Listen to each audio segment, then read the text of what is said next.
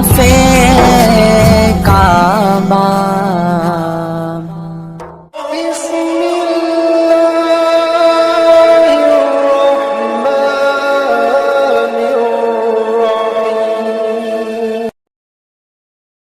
ہم مدینے کی گلی میں پھر دوبارہ چلتے ہیں۔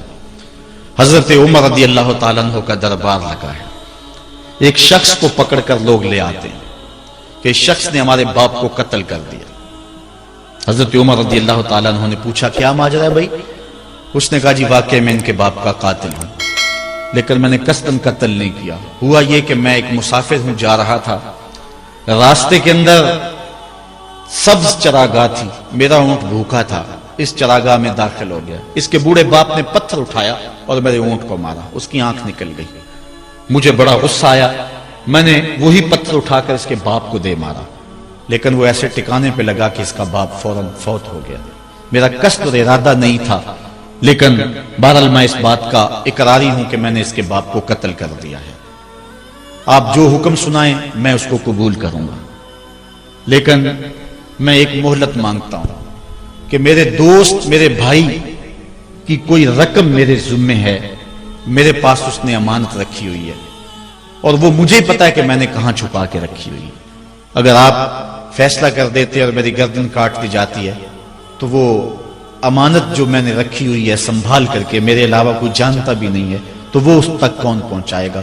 اگر آپ مجھے 3 دن کی مہلت دے دیں تو میں جا کر کے اس کی امانت اس کو واپس کر کے پھر واپس آؤں گا، پھر یہ پھندا پھانسی کا میں اپنے گلے میں ڈلوانے کے لیے تیار ہوں۔ حضرت عمر رضی اللہ تعالیٰ عنہ نے فرمایا کہ کوئی شخص تیری ضمانت دے دے تو ہم تجھے چھٹی دینے کے لیے تیار ہیں۔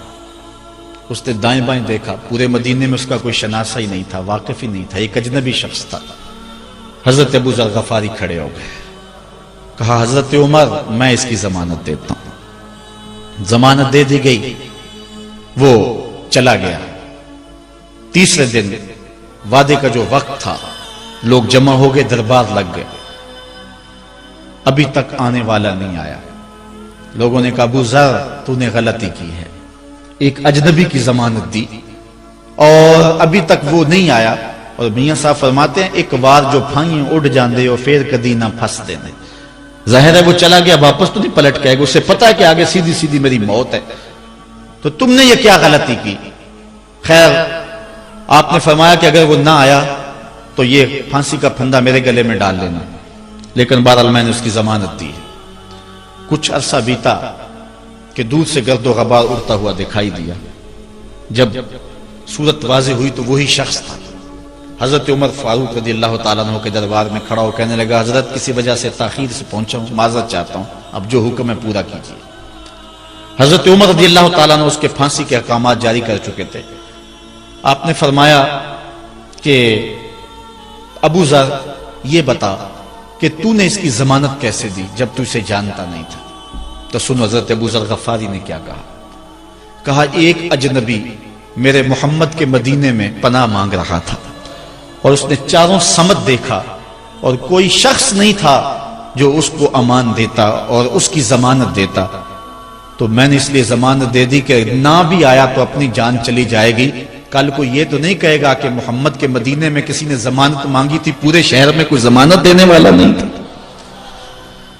اس کو کہا کہ انہوں نے تو ضمانت دے دی، میاں اب تو بتا کہ تو چلا گیا تھا، تجھے جانتا کوئی نہیں تھا، نہ پلٹ کے آتا تو تجھے کوئی پوچھنے والا نہیں تھا، تو تو نے یہ دوبارہ موت کے منہ میں کیوں اپنا سر رکھا ہے؟ تو اس نے کہا کہ میں نے کہا کہ ایک اجنبی کی ضمانت ایسے شخص نے دی ہے جو مجھے جانتا بھی نہیں ہے، اور اگر میں نہ گیا تو لوگ قیامت تک اجنبیوں پر بھروسہ نہیں کریں گے کہ اجنبی یوں سلوک کیا کرتے ہیں۔ تو حضرت عمر رضی اللہ تعالیٰ عنہ اس کے پھانسی کے احکام جاری کیے، تو جن کے باپ کو قتل کیا تھا وہ بیٹے کھڑے ہو گئے، کہنے لگے تاریخ کی کالک ہم اپنے منہ پہ ملیں گے، ہم بھی اپنے باپ کے قاتل کو معاف کر دیتے ہیں۔ یہ ہماری تاریخ ہے، یہ ہماری کہانی ہے، لیکن آج ہم کس جگہ پہ کھڑے ہیں اور کیا ہماری صورتحال ہے؟ نہ ہمارا کردار رہا اور نہ ہمارا کوئی تشخص رہا۔ آج ہم نے اپنا تشخص بھی مٹا کے رکھ دیا، اپنے طرز زندگی بھی بدل دی، نہ ہماری باطن کی وہ روشنی رہی، نہ ظاہری وہ صورت رہی کہ ہم پہچانے جائیں کہ حضور کے غلام ہیں، بلکہ آج بھانت بھانت کی بولیاں بول رہے ہیں۔ اقبال نے کیا کہا تھا؟ اپنی ملت پر قیاس اقوام مغرب سے نہ کر، خاص ہے ترکیب میں تجھے قوم رسول ہاشمی۔ بلکہ آج فیشن کے طور پہ یہ کہا جاتا ہے جی آج کل دین پہ چلنا بڑا مشکل ہے۔ یہ آپ بھی سنتے ہوں گے، لوگ کہتے ہیں جی آج کل دین پہ چلنا بڑا مشکل ہے۔ یہ کون کہہ رہا ہے؟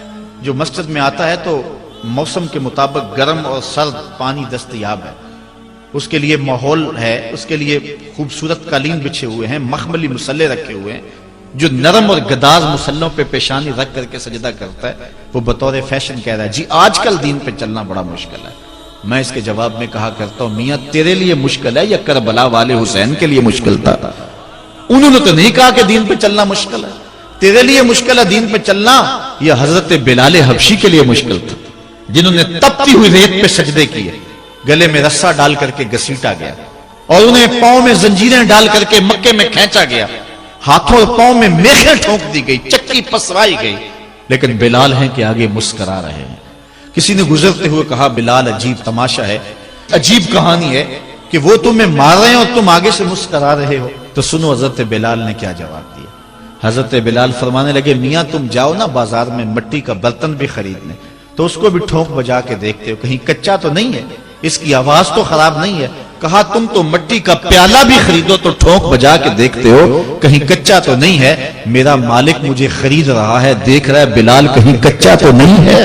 میں کہتا ہوں مالک کھال ادڑ بھی جائے گی، حق حق کی آوازیں ختم نہیں ہوں گی، زخم پہ زخم کھا کے جی خون جگر کے گھونٹ پی، آہ نہ کر لبوں کو سی یہ عشق ہے دل لگی نہیں۔ تو یہ ایک دین گریزی ہے، یہ عمل گریزی ہے۔ جی آج کل بڑا مشکل ہے، پہلی بات ہے مشکل ہو بھی تو ہمارے پاس کوئی دوسرا آپشن موجود نہیں ہے۔ ہم ان لوگوں کی کہانیاں بھول سکتے ہیں کہ جنہوں نے اس دین کے راستے کے اندر دکھ بھی سہے، ان کو ٹکڑے بھی کر دیا گیا، ان کو 2 اونٹوں کی پچھلی ٹانگوں سے باندھ کر کے 2 ٹکڑوں میں بانٹ بھی دیا گیا، لوہے کی کنگھیوں سے بدن چھیدے بھی گئے، ہڈیاں توڑی بھی گئیں، آگ میں ڈالا بھی گیا، جلتے اور کھولتے تیل میں پھینکا گیا، لیکن انہوں نے رب کا نام نہیں چھوڑا، رسول کا نعرہ نہیں چھوڑا۔